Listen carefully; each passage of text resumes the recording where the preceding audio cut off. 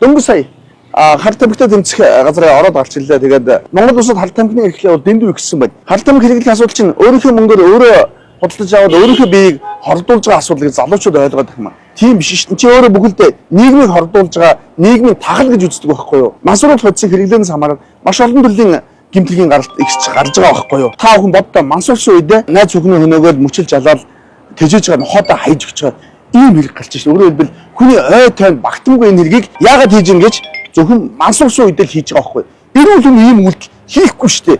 Тэгэхээр мансууруулах хөдөлсөний хор аюул гэдэг ийм л зүйл байдаг байхгүй юу? Тэгэхээр энэ дээр төрөлцгийн бодлого одоо чухал байна. Тухайлбал нэгдүгürt нэрвгүй хуулиндаа ялын бодлогоо чангалахгүй болохгүй нэ. Хоёрдугаарт мансууруулах энэ цэцэгтэд нөлөөлөх бодисын хэрэглээнд хяналт тавих тухай хуульд өөрчлөлт оруулахгүй одоо бас болохоо болцсон байх шүү. Энэ хууль чинь 2002 онд батлагдсан. Өнөөдөр батлагдсанаас хойш 22 жил болж шүү. Яагаад энэ хуульд өөрчлөлт оруулах байгаа те? Ийм учраас улсын хурлын гишүүд хандаж хэлэхэд энэ хар тамхины асуудал чинь ер нь бол үндэсний аюулгүй байдлын хэмжээнд ер нь очиод байна шүү. 10 жилийн сургуулиудад маш ихээр одоо хүүхдүүд хэрэгжилж байна. Залуучууд маш ихээр хэрэгжилж байна. Өмнө нь бол хар тамхиг одоо мөнгөтэй айлын баян айлын хүүхдүүд хэрэглэдэг гэсэн ойлголтоос одоо тэгвэл өнөөдөр тийм биш шүү дээ. Нийгмийн бүхэл давхаргын усад энэ хар тамхиг хэрэгжилж байна. Энэ бол маш аюултай зүйл шүү.